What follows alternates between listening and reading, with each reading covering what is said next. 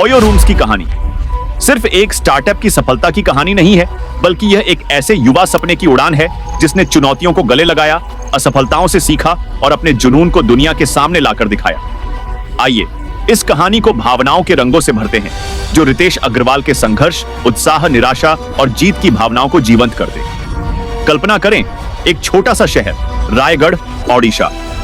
एक मध्यम वर्गीय परिवार में जन्मा लड़का रितेश अग्रवाल, जिसके दिल में बचपन से ही कुछ बड़ा करने की चिंगारी जल रही थी।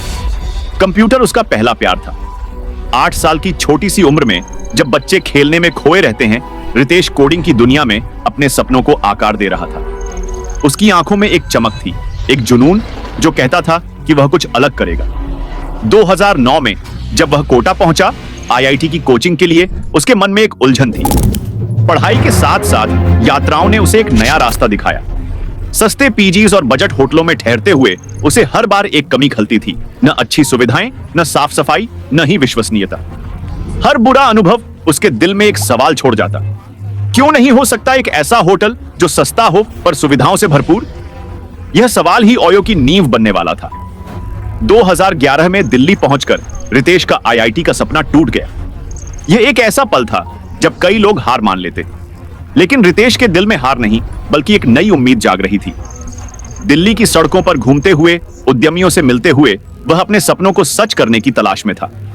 हर मुलाकात, हर यात्रा उसके मन में एक नया विचार लाती। और तभी एक दिन एक सस्ते होटल की खराब हालत ने उसे झकझोर दिया।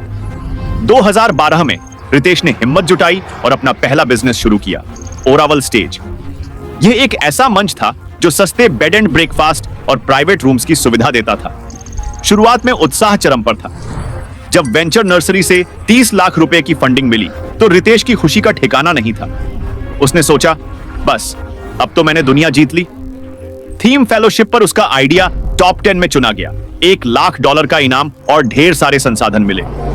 उस रात रितेश ने शायद पूरी रात सपने देखे, एक ऐसी कंपनी की जो दुनिया बदल देगी।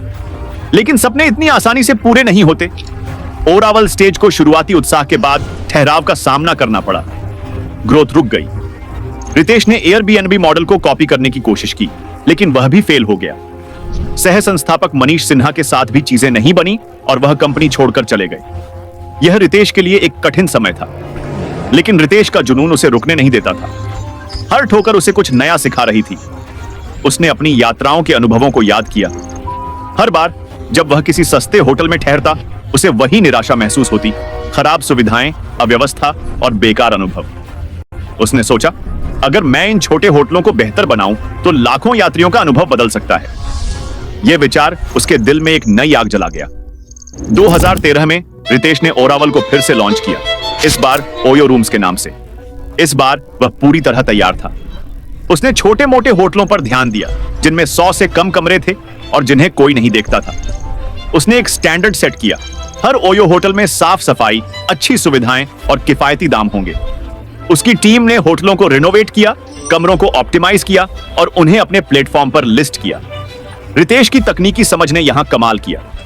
ओयो की प्राइसिंग स्ट्रेटजी को उसने बजट यात्रियों के हिसाब से डिजाइन किया। हर दिन ओयो की टीम 10 लाख कमरों के रेट्स को 50 लाख बार एडजस्ट करती थी। होटल मालिकों के लिए एक ऐप बनाया गया जो यह ट्रैक करता कि किन कमरों को सुधार की जरूरत है। रितेश का यह जुनून और मेहनत रंग लाई। 2014 तक ओयो हर महीने 1 करोड़ से ज्यादा की बुकिंग्स कर रहा था। दिल्ली, गुड़गांव, बेंगलोर, मुंबई जैसे शहरों में 350 से ज्यादा होटल और 4000 से ज्यादा कमरे ओयो के साथ जुड़ चुके थे। 2018 तक ओयो पूरी तरह से एक लीज और फ्रेंचाइजी चेन बन चुकी थी, जिसका रेवेन्यू $211 मिलियन था। 2019 में यह $951 मिलियन तक पहुंच गया। 2020 तक ओयो 80 देशों में अपनी मौजूदगी दर्ज कर चुका था। रितेश की मेहनत ने उन्हें दुनिया के सबसे युवा सेल्फ मेड बिलियनियर का खिताब दिलाया। उसकी आंखों में गर्व की चमक थी, लेकिन वह जानता था कि सफलता की राह आसान नहीं होती।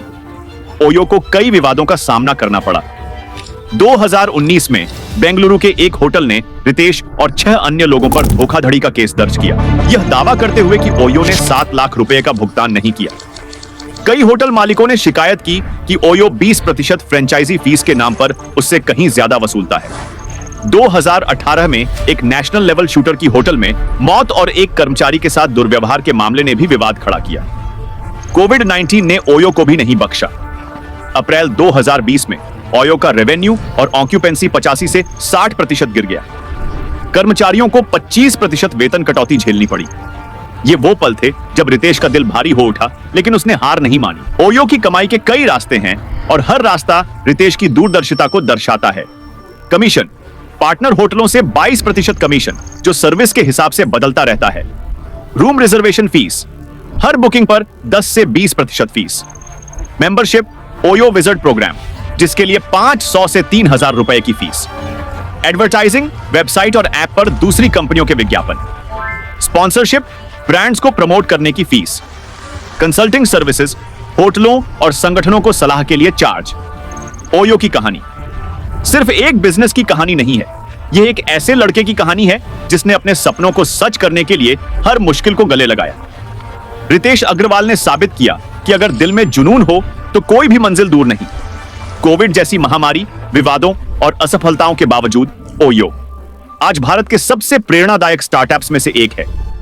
रितेश की मेहनत और लगन ने न सिर्फ ओयो को एक ग्लोबल ब्रांड बनाया, बल्कि लाखों युवाओं को यह विश्वास दिलाया कि सपने सच हो सकते हैं। वीडियो अच्छी लगी तो like this video, subscribe to this channel and hit the bell icon.